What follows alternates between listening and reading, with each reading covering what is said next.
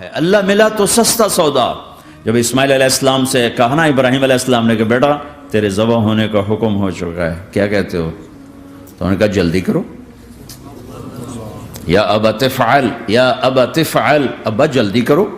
تو ابراہیم سمجھے کہ شاید یہ پتہ نہیں چلا اسے کہ بیٹا تمہیں خبر ہے میں کیا کہہ رہا ہوں؟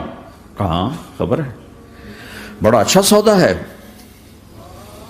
آپ کے بدلے میں اللہ مل جائے گا، اللہ آپ سے زیادہ بہتر ہے، دنیا کے بدلے میں جنت ملے گی، جنت دنیا سے بہتر ہے۔ پھر معصوم بچوں کو خیال، ہاں میری ماں کو ضرور تکلیف ہوگی، تو اپنا کرتا اتارا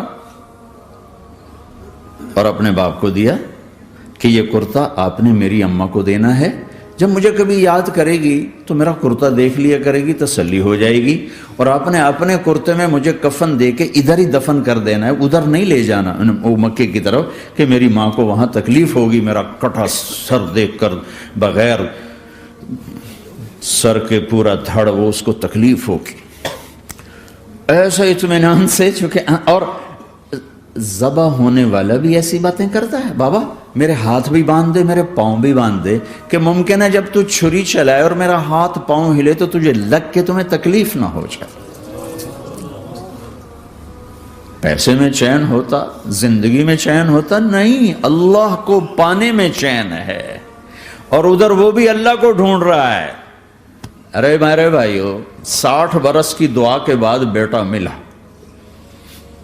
60 برس دعا مانگی، یا اللہ اولاد دے دے، اولاد دے دے، اولاد دے دے، 60 سال کے بعد اولاد ہوئی،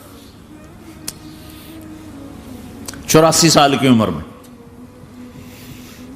80 سے 84 برس کی عمر میں کے درمیان بچہ ہوا ہے۔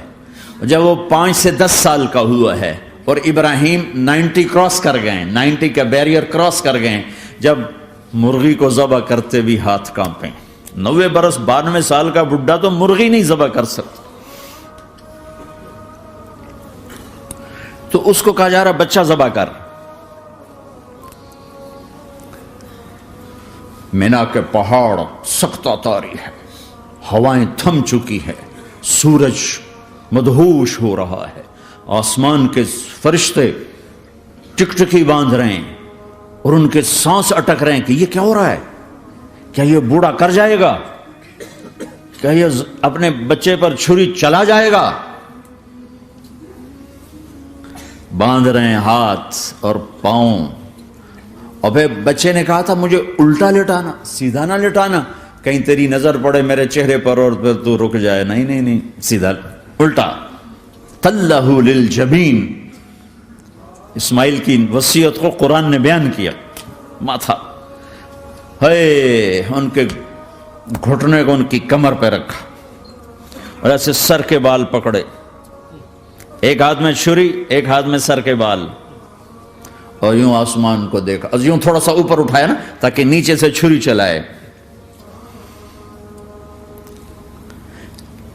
وہ چھری چلا کے مطمئن ہے، وہ چھری چلوا کے مطمئن ہے، پتہ چلا کہ میری سوچ غلط ہے، کسی اور طرف سکون ہے، جہاں میں ڈھونڈ رہا ہوں وہاں نہیں ہے،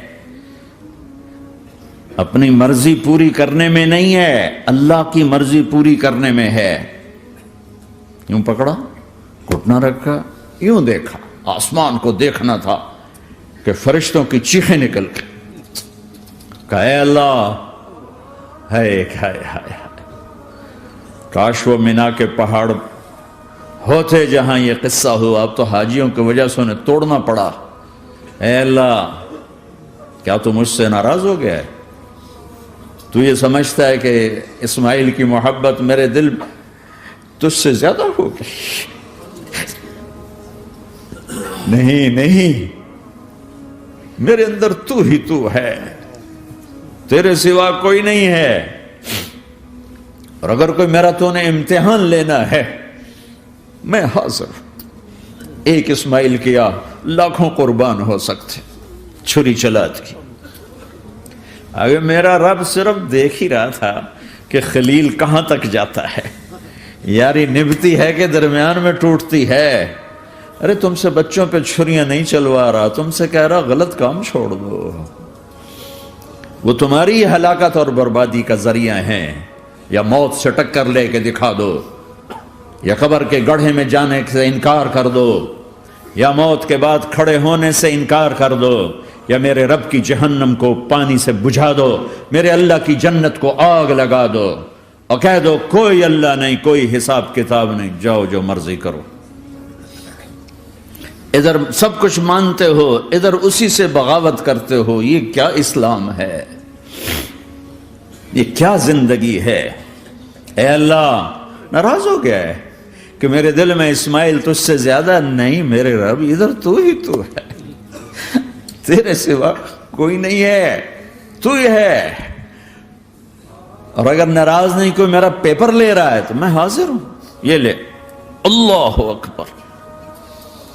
جو چھری چلائی، ساتوں آسمان کے فرشتوں کی چیخیں نکل، 2 دفعہ آسمان کے فرشتے روئے ہیں، 2 دفعہ ساتوں آسمان کے فرشتے، ایک یہاں ابراہیم و اسماعیل کے اس